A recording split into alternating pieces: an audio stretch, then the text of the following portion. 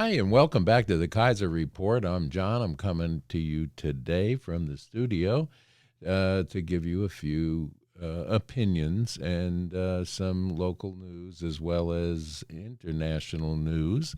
It seems that Mr. Obama has made a political trip to 10 Downing Street yesterday, and everyone here is wondering why would he do that? Now, the mainstream media or legacy media will tell you that it was in an effort to gain some support for his foundation. Well, we know what his foundation is. It's his foundation. Anyway, I believe there's a whole lot more going on to that, and I believe the truth of the matter is that the um, current sitting president is not able to handle such deals right now because he is just trying to maintain his way through to November without getting into too much trouble because every time he opens his mouth, it seems that there's a gaffe or something to worry about. So I would say that Obama is right in there running things alongside of him, as has been my opinion right along. So we'll see what comes out of that. But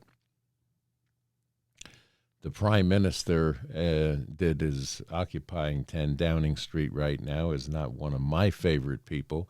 I say that that's a pretty good fit between him and old Barack Obama.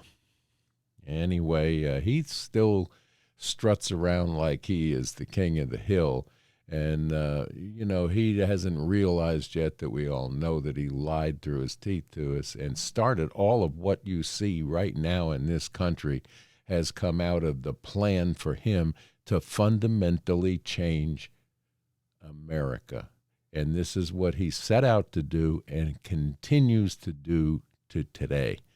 And if you're not convinced of that, then you may want to take a historical romp through past news and look at the last 8 to 10 years. And now they want to put, if something happens to Angry Joe, they're going to try to stick Michelle Obama in there. So he'll have his fourth term. So I believe that that's what they're setting up the stage to do, but there's a lot goes on behind the curtain in the club that we don't always get to see or hear about until it's too late. That said, the flap goes on about Trump using the terminology bloodbath that was by mainstream media, legacy media, and the left. All want to say that he was indicating this, that, or the other thing. Well, this is not true. Let me just clear this up for you right now. I went back myself and re-watched the thing in Michigan that took place, Ohio, that took place, where he was talking to people about the automobile industry. And if it wasn't taken care of, that it was going to be a bloodbath, meaning offshore would be getting the jobs and the jobs wouldn't be staying here. It was as simple as that. But, of course, the leftists have to blow it all out of proportion, and then you have the lying mainstream media that will tell you anything, as long as it's anti-Trump, they'll tell you what they think you need to know, which means they take a statement this long and cut it down to a sound bite that's that long that makes it sound worse than it really is. Isn't that fun? I wish I had an editing crew to do that because I could bring you a lot of real funny stuff. Unfortunately, the things they're bringing us aren't all that funny. Speaking of President Trump, ABC News' George Stephanopoulos, who is right in there with the rest of the liars, on Monday was serve papers alleging a defamation suit by Mr. Trump over the fact that he talked on March 10th interview with Nancy Mace, who's a Republican out of South Carolina, about her endorsement of Trump. And what he was saying, that you endorsed a former president despite the jury's recent verdicts against him, citing that the E.G. Carroll sexual assault case was supposedly settled. This is not over and done with yet. And for him to come out and say that, it just shows what a real slimy guy he really is, old George Stephanopoulos. Because here again, they want to malign anybody that aligns themselves in any way with Donald Trump. I'm expecting any minute now that they're going to go after anybody that's ever bought real estate from him or had business dealings with him and try to get them too. So the Trump derangement syndrome has boggled my mind for years. What is it that you can hate a man so badly for that you have to try to destroy his life, his family, and his legacy? He ran in the 2016 election and came out on top, accomplishing every campaign promise that he ran on, and did quite a good job at it. Now, do we like every time he opens his mouth and says these silly things or pats himself on the back or has these rallies where he keeps repeating himself? No, this is not what I like about Donald Trump. What I like about Donald Trump is how well he has done in business, in his life, in his family, and as president of the United States. He did a good job against all odds. Because if you think about it, since the day he stepped off the escalator, there's been knives being thrown at him on a daily basis. How the man can survive this and get up in the morning and still want to serve this country is beyond my understanding. This is a Teflon guy that can let this stuff not stick to him, because it would destroy a mere human. Not to say that he's superhuman or any of that, because that nonsense goes around too, that, you know, he's the second coming and it's this and it's that and the other thing. He's a man that loves his country, wants to serve his country, and he's not in it for the dollars, because he already had all he needed to walk away from all of this and live a wonderful life on a golf course somewhere or out on a yacht, and could care less. But this is not how he's made up. And RFK Jr. is of the same ilk. You may not like his voice. You may not like what he stands for. You may not like the fact that he's anti-vaccine, but he's still a good man, and he's understanding and understands how the government works. He grew up in the Kennedy family. Mr. Trump has been around for a long, long time as well.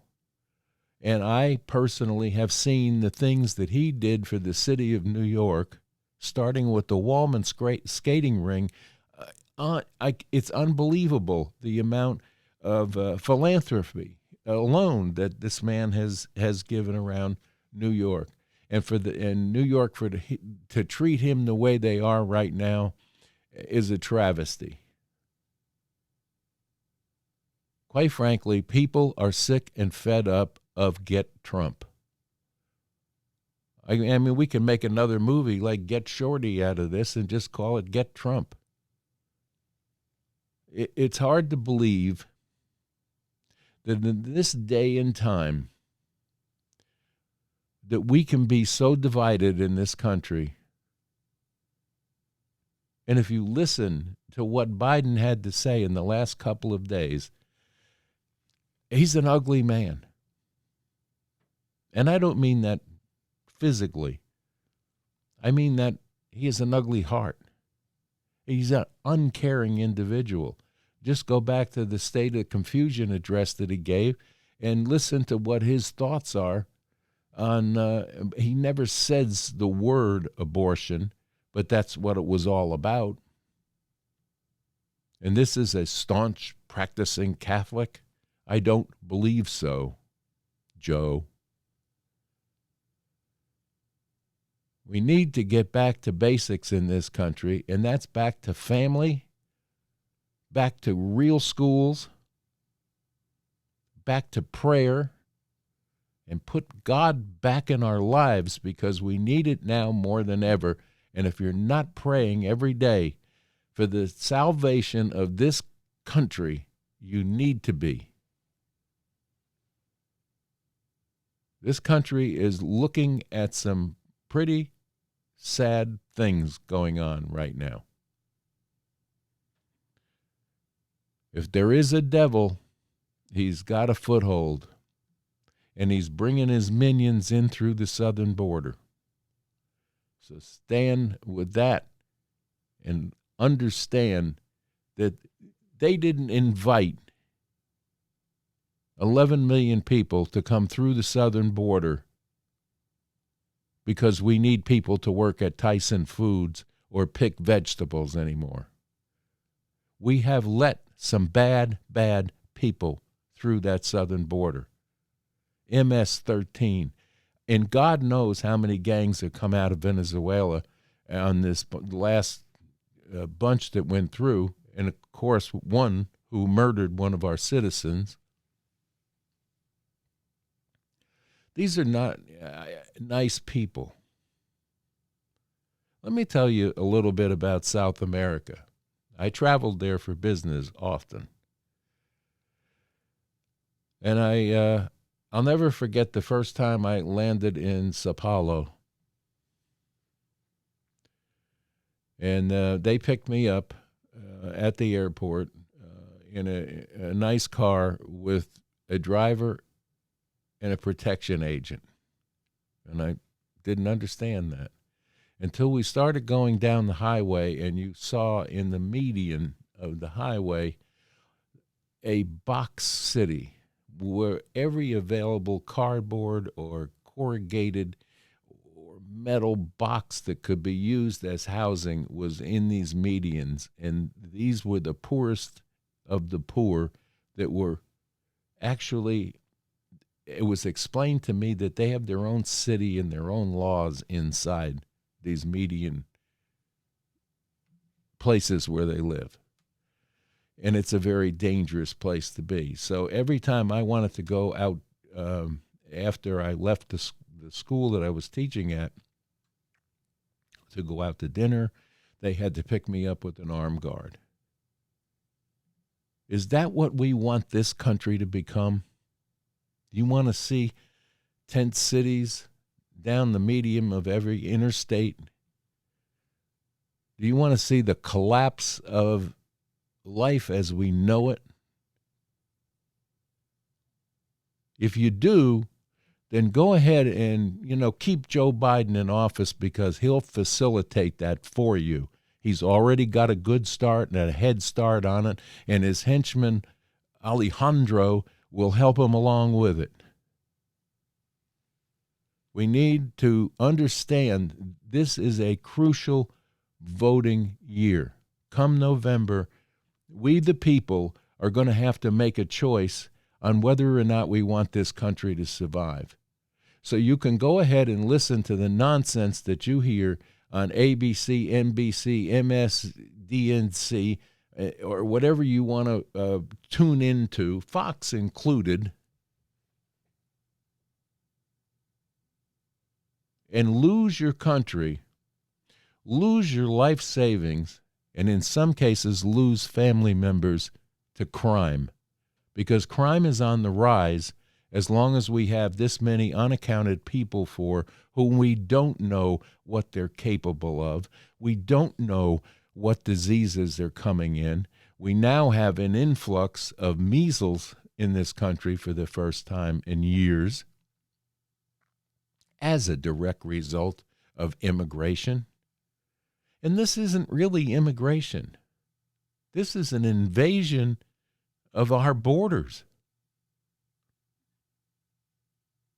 Immigration is what our grandparents did. They came to Ellis Island and applied for citizenship or a green card, whatever you want to call it. These people are arrogant. They don't care. They cross the border. They get past the security guards at the border, and you get this from them. Yeah, I guess they're happy to be here, aren't they? My fear is that the Chinese military-age men that are crashing through here in large numbers are forming a militia in this country because we don't know where they are or what they're doing. And this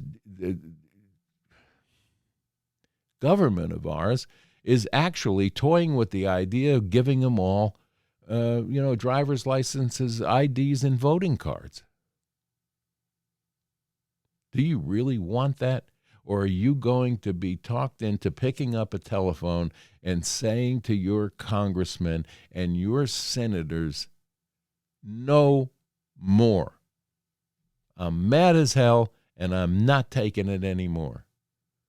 And if they continue the way they are, when you pull the lever in the voting machine or sign your name on the dotted line, remember that. Remember who they are. We don't need anyone in Congress. We don't need anyone in the Senate any longer that will not do the work of the people and watch what is happening to our economy, number one. Number two, what's happening to our Social Security. And we should not be giving Medicare and Medicaid to illegal gatecrashers that came through the border as refugees until they're vetted, paperworked, and been through a court system, because you don't know who they are or what they're capable of. In some of these countries where these people are coming from, life is as little as a penny to them. There's no respect for it. We have to start showing respect to each other, watching out for each other, and we have to make sure that we're ever vigilant around people that show up in your town and we have never seen before, and be very, very careful. Watch what they do, watch where they're going, and if you see something that is police-worthy, call them. Get them on the job. Which brings me to the other thing for today, is what happened to respect for our civil servants, starting with the postman, the policeman, the fireman. I used to have a milkman, but we don't see them anymore. Where is the respect for the badge, for the service? You know, it took, 9/11 and a lot of lives lost in Iraq and Afghanistan before people will actually stop a man in uniform and say, or wearing a hat that he had served, and say, thank you for your service. It's a pleasure to see that going on now. But look what it took to get there. When people came back from Vietnam, they were badly treated. World War II was a different story. But the Korean War, we have a lot of veterans still on the voting rolls from the Korean War that had never been really recognized. Of course, that was a police action. But we have to start to respect the people who do for us what we cannot do, and the people who offer to serve as a policeman, a fireman, even a politician. You know, politicians have, because of the actions of them in the last decade, had sunk to a level of a used car salesman.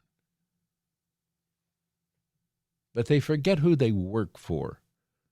They're elected, they make promises, they don't have to keep the promise, and then they go ahead and do what they want to do and vote against things that are good for us and don't vote for things that that they could vote against that would hurt us. So that's not a lot of things to process, but yes, it is if you think about the future of this country, the future of our children, the future of Gen X and all of the other generations between me and now. They've made mistakes, so do we. But I would like to see this country take a turn back to where it was when I was a young person, where you showed respect to the policeman on the corner, to the teacher. And if we don't remove the cell phones from the school system, it's going to continue to get worse. This is where the bullying comes from. This is where the ideas of flash mobs come from. Disturbing other children that are trying to learn in a classroom, disturbing a teacher who is trying to teach your son or daughter something that they may need to be carrying through life. But unfortunately, if you walk by a classroom today, this is what you see. They're texting each other across the classroom or in the cafeteria. There's no need to have a cell phone inside a classroom. I don't know, did they stop giving children lockers in high school? I don't think so. Put it in there. Better yet, you know, I think most of these schools now have metal detectors to walk through. In the inner cities, I know they do. Dump them in a basket there. Have everybody label their name on it. God, they have enough stickers on the back of the damn things. Why not? And iPads go along with that. And the schools that issue the laptop computers for them to do their work on need to be monitored. And they need to have devices in them, some kind of a VPN network that will not allow them to access the wrong websites at the school site.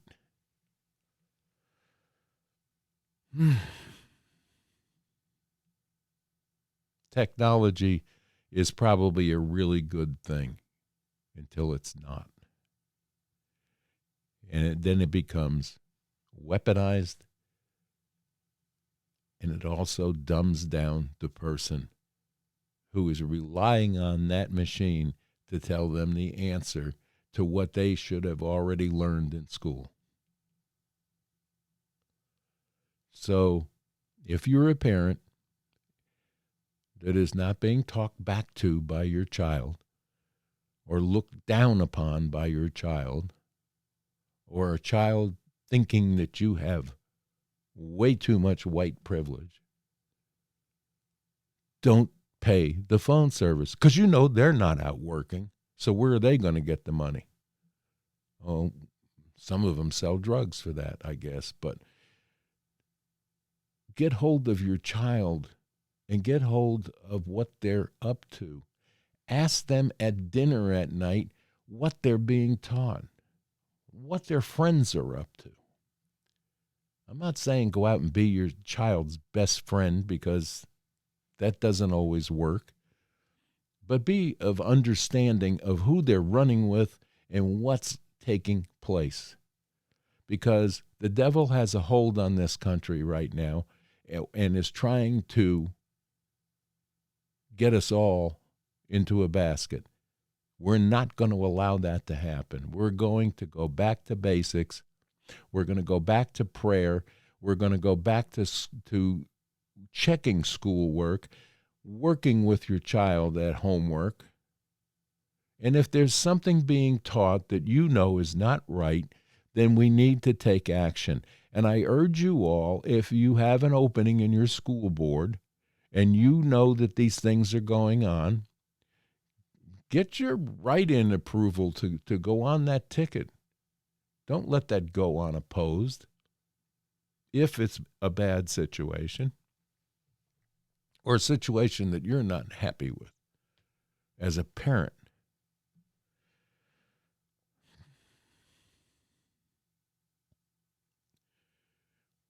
We love you here at the Kaiser Report, and it's certain things get my ire.